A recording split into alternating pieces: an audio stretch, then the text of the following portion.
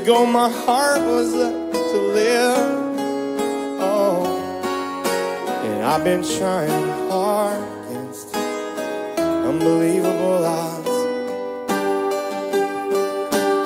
It gets so hard at times like now. Oh, guns they wait to be stuck by. At my side is God, and there ain't no one going to turn me around. There ain't no one going to turn me around.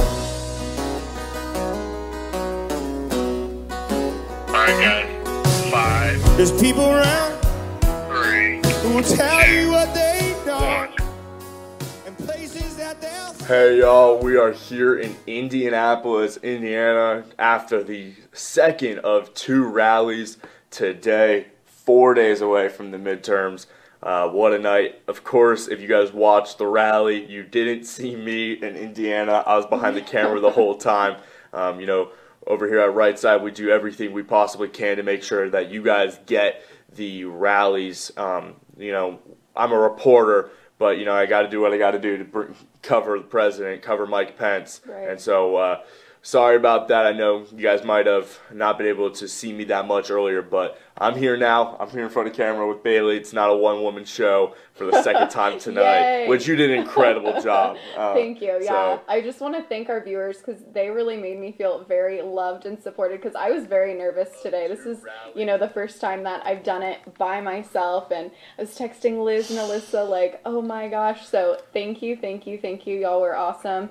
But yeah, it was kind of interesting, and you killed it at the camera. Thank Obviously, you. a lot of tech stuff that goes on that I have absolutely no idea about. So great job as well. But yeah, so another great night. We're only, like you said, 4 days away from midterm, so it's going to be pretty crazy. It's crazy that it's already here, too. Oh, for sure. And it's also pretty crazy to think about how we're really at this point now where if we were talking about this 2 weeks ago, a week ago, we'd be saying, this race is close, this race is close, this race is close. And it seems as we've gotten closer, there's been a divide. Like, we've seen some close states kind of lean a little bit more blue. Like, Nevada has kind of started to shift a little bit bluer. But we've seen some states really go red. And to kind of solidify, Missouri starting to pull away for Josh Hawley. In North Dakota, Kramer looks like he'll definitely unseat Heitkamp. We're looking at 9-point leads. So it's been pretty crazy. And I think President Trump did a great job today bringing out some all-stars. Mike Pence in his hometown of Indianapolis, and also Coach Bobby Knight. Yeah. That was pretty cool to be there for. So, you know, I love West Virginia. The people of West Virginia are great. I love being in Wheeling, and I've spent some time there before. But, you know, I got to say, I feel like we got the good one today. Yeah, we did. I felt like it was nice just to kind of mix it up. Normally we just hear from the president and whoever he's endorsing, maybe a couple other keynote speakers here and there, but it was really, really cool to break it up with the vice president. Yeah. And I had mentioned earlier, this is the first MAGA rally that the vice president has attended since the president won the election back in 2016. So it was kind of a big deal. I mean, he definitely took a break for, essentially 2 years. So it was really nice to kind of break that up. And obviously, you know, he clarified that he stands with the president, and he urged everyone to go vote red come Tuesday. So it was really awesome to hear from him. He did, and like that, he's told that story about Bobby Knight before, and it was still really funny to hear that. And he had some. He usually has that ad-libbing, and personally, I feel like it was a little bit less than usual. But when he ad-libbed, it seemed much more intentional. It seemed like they were well put together stories or a cohesive thought process instead of just kind of like thinking something and then, oh, you know what, I'm going to say this as well. Which we love to hear that just because we really have an understanding of what's going on inside his mind. But tonight was just a very different feeling. I enjoyed it. You took some very awesome notes. So, like, what are some of the things that really stuck out to you that anybody said tonight? Well, something that stuck out to me was it was really interesting. I know we, like, I remember thinking, wow, when Bobby Knight came out, just since we were just talking about him, and said, told everyone to say, go get him, Donald, and everyone joined in that. And that was pretty cool, honestly, just because I felt like every single person in the room was saying it, and you could just feel like there was just an outpouring, amount of support and love, and it was really cool to see. So that was really awesome. And obviously, the president talked a lot about the jobs report that just came out. Yeah. Just to kind of recap on that, unemployment is at a consistent 3.7%, which is a 5-decade low, which is pretty incredible. Wages are also on the rise, around 2.9% growth. Also, just in the month of October, 250,000 jobs were added. 32,000 manufacturing jobs were added in addition to the 800,000 that he's already enacted since he took office. The Consumer Confidence Index is at an 18-year high. The labor force participation rate has increased to 62.9%. No industry jobs have been lost. I could keep going and going, but it's just, it really, he talks a lot about the economy, and rightfully so. I mean, you look at these numbers and they just honestly get better and better, and I hear all these debates on, is this sustainable? Is this? And is it that? And it's like, well, it keeps getting better and better. So as of now, I don't really see a limit to what he can accomplish, but... the numbers are definitely there for the president. The numbers are definitely there for the administration and the agenda. It's an interesting tactic to be really pushing this immigration when the economy is so strong that they could really capitalize on it. I'm not going to sit here pretending to know that I know more than the administration. They did win a presidential election with very little experience, so I'm going to give them that. But, I think that the president is doing a great job at these rallies, just touting the achievements and really kind of doing a good blend of, hey, look at all the incredible things we've done. And now let's talk about the things we can get done. Let's talk about what's coming up, because, you're not electing for the past. You're electing for what's coming up over the next 2 or 4 or 6 years, depending on which seat you're voting for. So, I think that there's a lot of great kind of strategy and tactics behind this. And potential. Yeah, potential as well. And I think the president bringing out Coach Bobby Knight was also, he's not wrong when he says it seals a lot for this state. I don't know if you guys saw the video recently came out, not even 3 hours ago now. Project Veritas dropped new undercover video from undercover behind the scenes. Joe Donnelly, the Democrat incumbent senator in the state of Indiana, he has a much further left agenda than he really preaches, than he says he does. And they're telling people we have to act like we're in the center because we're in a conservative state. And we saw about 8,500, maybe 9,000, very loud, energetic, very talkative conservatives tonight. There are a lot of people behind us shouting, "We love you, 45." And whenever he said something about Nancy Pelosi, she was, "No, we don't want her," stuff like that, very interactive. I think we've seen interactive crowds before, but Indiana, wow, were they just really pumped they were really fired up to see the president. Yeah, and we also heard from Mike Braun, who's running for the Senate here, and the president, obviously, as you all know, has thrown his support behind him and officially endorsed him. He talked a lot about illegal immigration. As you know, this caravan is getting out of hand. It's kind of interesting because there are several groups at this point now approaching the border, and they have several thousand in each group. It's important to note, too, the first troops in that to protect our border. Actually, the first group of active duty troops arrived in Texas yesterday, and the president has said up to 15,000, as many as 15,000 could be deployed to the border. So definitely talked a lot about immigration. He also talked about the amount of fentanyl pouring into our borders. According to a report I read yesterday, enough poured into our borders last year to kill every single American, which I mean, you hear a lot of these numbers and you go, oh, wow, interesting. Okay, cool. But to hear that there's enough lethal chemicals pouring into our borders that could kill every single person is a little alarming, I would say. In addition, he also talked about how a blue wave is a crime wave. He also said red is jobs and security. The president also talked about how he did clarify, and I think this is so important. The left is always saying that the right is against immigration, and he said, no, we want immigration. Our country is based off of the hard-working immigrants that come here legally, but we need them to follow protocol. So he, talked a lot about securing our borders, national security, and just this immigrant caravan that is now, I don't know, I think we talked about this earlier, but they're now suing suing the White House, and they don't even have constitutional rights here, and they're demanding that they come in and receive health care and housing. So I'm not really sure how that works. Do you? Yeah, I'm not really sure either. It's a very interesting thing to do. I don't know the last time I've been able to walk into anybody's country and demand things. So it'll be interesting to see how that plays out. Obviously, this Trump administration is not going to lay down to the. They're not going to be pushed around. And like, I'm not a loss for words. I'm honestly can't come up with enough. Like, I can't come up with the right words because there's so many different ways of saying that the Trump administration is just not going to be pushed around by this caravan. And so I think that the president is really trying to emphasize that.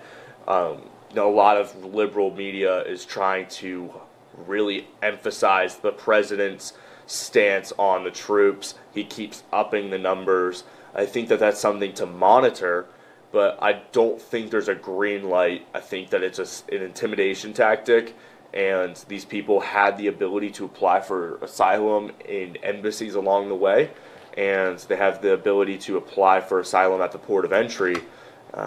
So I don't care if you've got 10,000. It's not like a minimum requirement of people before you can cross illegally, and so you kind of need to do that properly.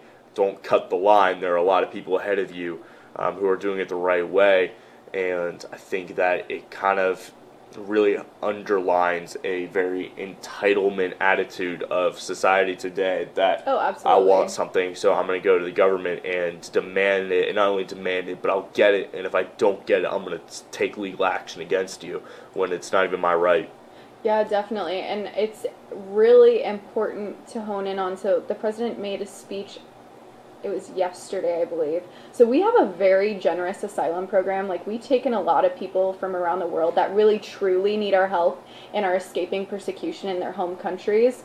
But so it's very generous, and our obviously Department of Homeland Security conducts all of that. But he made a comment yesterday that I really was like, this is awesome. He said, we're not going to have anyone coming through our borders illegally anymore be able to claim asylum. Now, he said an executive order should be expected next week. So this is pretty crazy. I mean, midterms are Tuesday. He's still like pulling out executive orders. So it's going to be really interesting to see what kind of a take he has on this. Because like I said, these are very generous programs, and people just, would rather just run through the border and undocumented. It's like, if you really are escaping persecution, there are ways and there are caveats in order for us to help you, but that is not the way to go about doing it. It's kind of like barging in someone's house and demanding their help just on a micro level. I mean, think about how crazy that is, you know? So, I don't know, but it's going to be really interesting, like I said, in the next week or so. He said he'll be signing an executive order, and there will be new developments on that front. I also wanted to thank everyone who's donated tonight. We really, really appreciate it. I can't say that enough. You guys are the backbone of this company. I actually had a couple of people stop me after the rally, which was really awesome, and they just, really said, they were like, hey, we love you guys are awesome, and that really means the world to us, especially being a two-person crew right now, and not having, like, extra hands and extra, like, whatever. It's just, it really means a lot to us, so we really appreciate that. And thank you if you've donated. If you want to donate, you can donate via YouTube. There's an icon at the bottom of your screen, bottom right-hand corner. Yep. You can do it via PayPal, Patreon. You can be a monthly donor.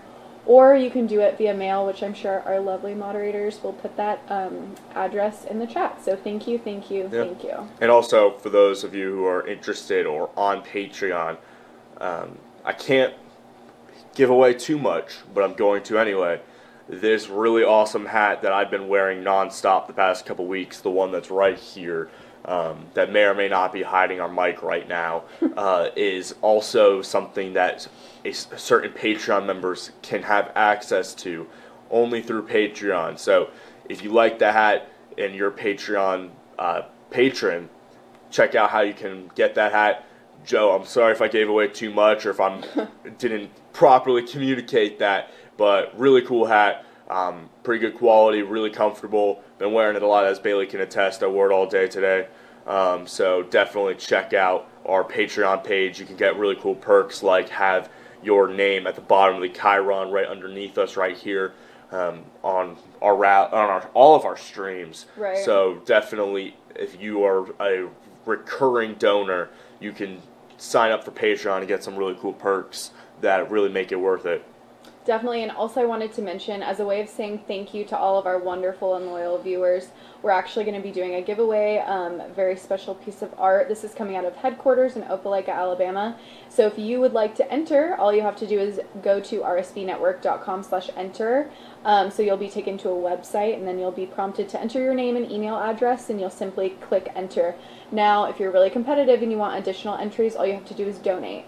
So every $25 that you donate, you'll gain an additional entry, and there is no limit to how many entries you can get. So definitely donate, and you'll be in the running to receive that as well. So something else that really lets us know how much we appreciate you guys, and helps incentivize supporting us, because like I said, we love traveling and doing all of these things, but we can't do it without your support.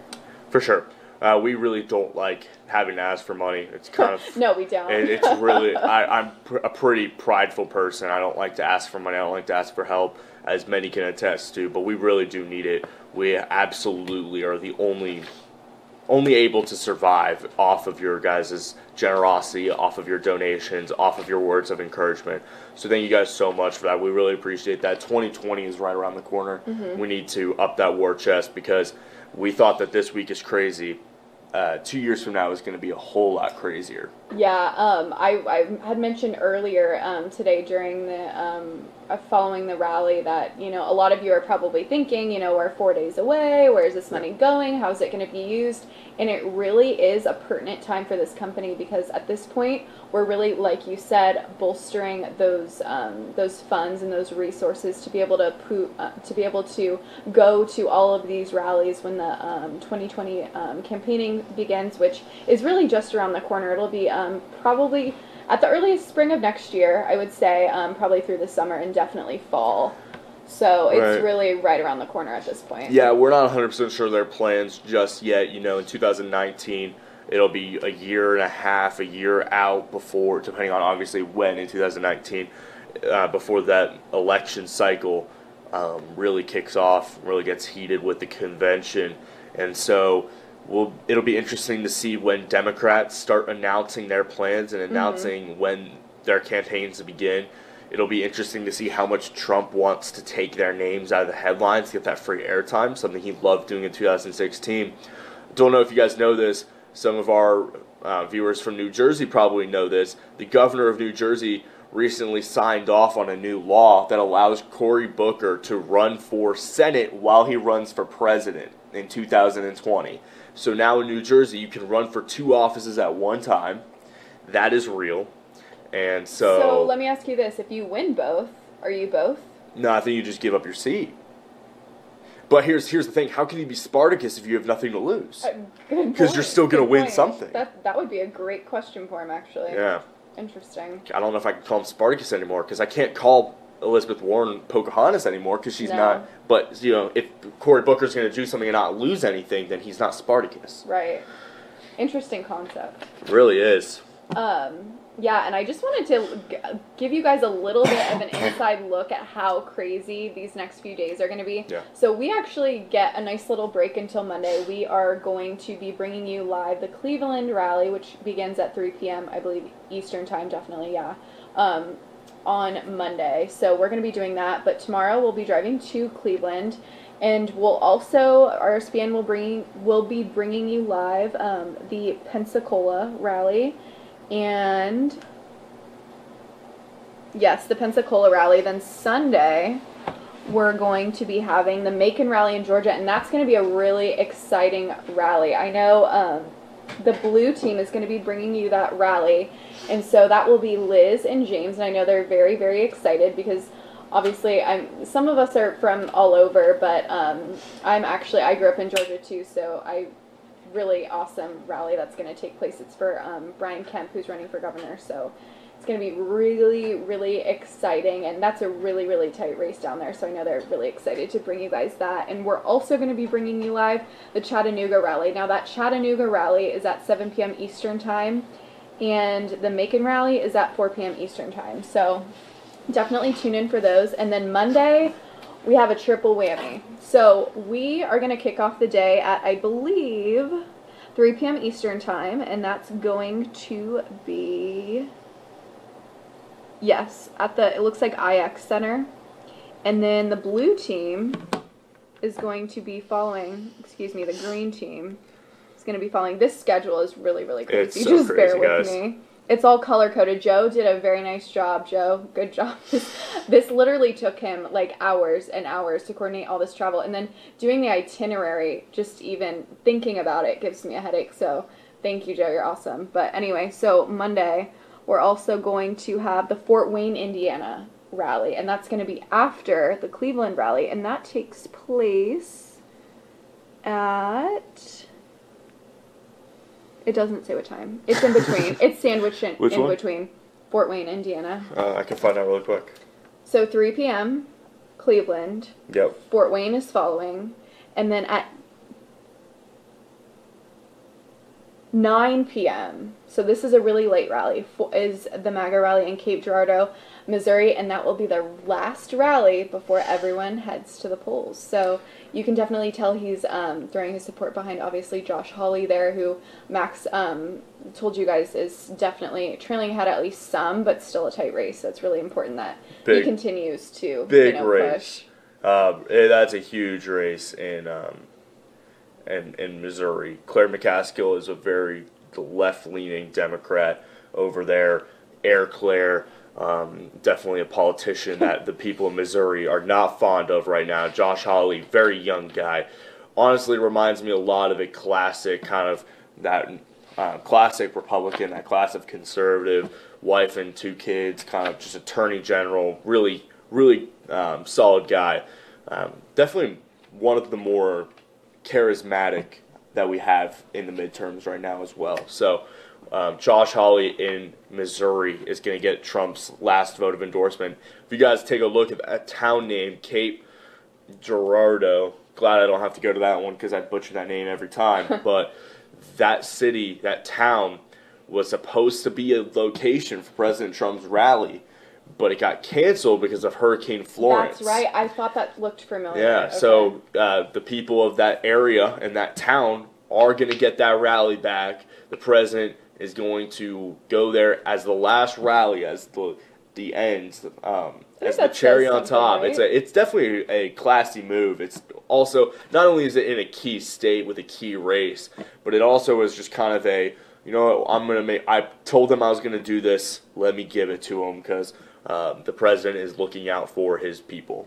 Right, definitely, yeah. Like you said, it's his last rally before midterm, so I think it says something that he chose to go there, obviously that being one of the tightest races for midterm elections. So it's going to be interesting to see how all this plays out, but just like a brief recap. So for the House, we currently have 235 seats. The Democrats have 193. 7 seats are open, so there's a lot going on in the House. I think I hope neither one of them flips, but I think if one does, it would be the House. The math really supports the House flipping if one of the two flips. It doesn't. I don't believe it will. The numbers are really. Think so either. It's a really good. It's gonna be close. It's close. The only way it doesn't is if these early voting numbers and these absentee polls do come in and say what people are going to do on Tuesday. Right. That's the only way that actually is true. The early voting numbers are off the charts, leaning towards Republicans. Right. Some states even 2-1 in favor of the Republican senator, House member, or governor in that area. So it really just depends on which state. It depends on also, are these indicative of what we're going to see in a few days from now? Right. So I think that there's going to be, it's going to be tight. Tuesday night is going to be very suspenseful. Only time will tell. Yeah. And also, really quick, we're going to stay on this topic, but I told you guys I'd find it. Fort Wayne, Indiana, Monday is at 6:30 Eastern, 6:30 local time. So they're all very close together. I mean, he's literally going to be flying directly to and from each of these rallies. Yeah. It's going to be close. But, yeah, and like we've talked about for the weeks now, there's so much at stake here. And I would say, my argument would be border security and immigration is probably the biggest thing at stake right now. What do you think? I think it's the economy. You think? I think so. I think that the numbers are so good, and people are really starting to see these numbers and also see the way it's improved their lives. They've gotten one round of these tax cuts. I think round two, that prospect could very well help Republicans. I think the economy is what should be the focus. I think the economy is really where most people tend to vote. How else did Pennsylvania, Ohio, Wisconsin, Indiana all flip for President Trump? It's because of the economy. These people aren't people who care so much about social issues. They have some that they do hold dear. They do have concerns about immigration. But at the end of the day, they've seen their industries leave their towns and decimate some areas. They've seen a lot of people leave. I was talking to a guy from the Pittsburgh area. We were talking to a guy from the Pittsburgh area this morning, and he was saying that Pittsburgh was a bustling city of around 1 million, and now it's got 350,000 because all the jobs left. Right. These are areas that jobs are the number one thing for a lot of the areas in the Rust Belt and in the South. President Trump's people, the ones who do care about trade, the ones who do care about their specific industries that they've seen not only their livelihoods depend on, but also the country grow and boom off of. Right. Yeah, I mean, he's completely revitalized both the steel and manufacturing industries. He added And coal. coal. He added 800,000 manufacturing jobs alone, and then 32,000 just in the month of October. So, I mean, like I said, there really is no ceiling, I feel like, for this progress. He really has taken, a lot of the left's criticism of his even candidacy was, he's not a politician. And I just remember hearing, well, maybe that's a good thing. And he really has capitalized on his business expertise and really just completely infuse that into the American system and society and government, and it's just reaped so many benefits and helped so many people who needed it. So I just think the sky's the limit at this point, but you have to vote red to keep it going. You do. So definitely go vote. And really quick before we do sign off, just because we do have a long day of driving ahead of us tomorrow. We've had a long couple days with travel with Fort Myers as well. So we know we love having you guys in the chat. We're so thankful that you guys constantly support us, even though it's late for some of you guys, especially our international viewers. It's very late for most of you guys. So we're holding on as long as we can, but we have both hit a pretty big wall before. If you couldn't tell, I'm struggling. So we're going to kind of wrap things up really quick. But I want to talk about one more thing that really stood out to me tonight from behind the camera, and I think I've kind of gained a lot more of kind of an appreciation and a desire to talk about this a lot more than I did when I first started here at Right Side. But there was a Medal of Honor recipient tonight, and I think that these veterans that we've been seeing a lot at these rallies and around the country really throw their support behind the president and seen their lives improve as well have been really incredible. And I think that's something we also have to think about going into the midterms. How much progress has been made for these veterans, these people who laid down their lives, sacrificed so much. Your fiance served for us, which thank him for us as well. And so I want you to talk to them about what you saw. I was playing around with the tech a lot tonight when that stuff was happening, but that Medal of Honor recipient received a huge standing ovation tonight. Yeah, he did. I saw him in a uniform, and honestly, I was talking at the time, and I didn't really know what was going on. I turned around, and I saw this man in a uniform, and I wasn't quite sure who it was. I know it was someone important. Obviously, he had served, and that's very near and dear to my heart. My fiancé is in the Navy, so shout out to you. Thank you for everything that you do. I love you, and you're amazing. But it was just so awesome to see this guy. So he got this standing ovation, and everyone in the room, I mean, literally, it was like everyone stopped and looked over at him and just stood up and started clapping. And it was it gave me chills. It really was a cool moment. And I don't know that I've seen anything quite like that yet in my rallies. I've seen people wearing uniforms maybe a couple of times. But obviously a Medal of Honor recipient is pretty big. So it was really, really a spectacular moment. So it was cool to see that. It was awesome. It was one of those moments where you kind of think back and you're kind of like, oh yeah, that was pretty chilling. That was sobering. It was really one of the cooler moments of this past couple weeks when it comes down to rally events, if you want to put it in a really broad way like that. Definitely one of those things that I'm going to look back on a lot. Just kind of like the two paratroopers Liz and I spoke to at the end of our Lewis Center rally in Ohio way back when in August. Some of those veterans have incredible stories and getting such incredible receptions. Those two paratroopers also received standing ovations by the crowd. And it's one of those things that I talked to the 3 vets in Fort Myers on Wednesday. These vets are seeing a president not only support, but really just embrace and love on these veterans and on the military, and they appreciate it to another level. And you see it in Trump supporters and in Trump voters, in Republicans, their pride in their military and pride in these veterans. And I think that's one thing that we're not going to think about going into Tuesday. But I think that's something we should really think about, all the progress that's been made the past 2 years on. It I feel like falls by the wayside sometimes. Yeah, it does, just because the economy is usually front and center. But yeah, definitely a good point. I think that's a good note to end on. It really is. We really do appreciate you guys so much. Thank you guys so much. Please do join our team in Pensacola, Florida tomorrow night, 7:30 Eastern, 6:30 Central. We got Liz Willis and a new reporter as well, Lee Brackett.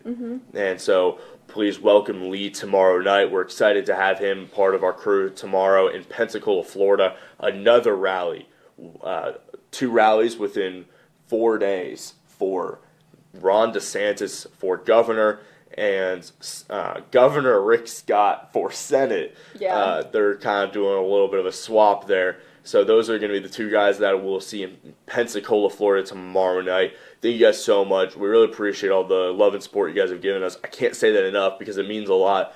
Being behind camera is pretty daunting, and so I appreciate you guys always throwing up the support when when I'm in the chat and on Twitter and all that. So thank you guys so much. We appreciate that. Before we go, Bailee, anything you want to wrap up on?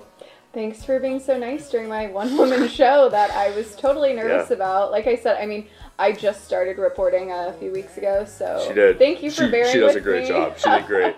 But yeah, we had a great time today, so we'll be on our way to Cleveland tomorrow. But thank you guys. We really appreciate you guys, and be sure to tune in tomorrow. So tune in tomorrow. Tune in Sunday, Chattanooga, Macon. Find those times and tune in to our rally 3 o'clock. 3:30? 3 o'clock. 3. Just do 3 just to play it safe. 3 o'clock on Monday, November 5th. In Cleveland, Ohio, another rally for Jim Renacci, and I believe Mark DeWine for governor will also be there as well. So Cleveland, Ohio, President Trump is coming to you, and Max Kleiber, Bailee, Byers will be there as well. Thank you guys so much for tuning in with us tonight at this post-rally stream. We really appreciate it, and we will see you guys Monday night. Yes, thank you guys. Thank you guys. Good night. If I don't fight at my side.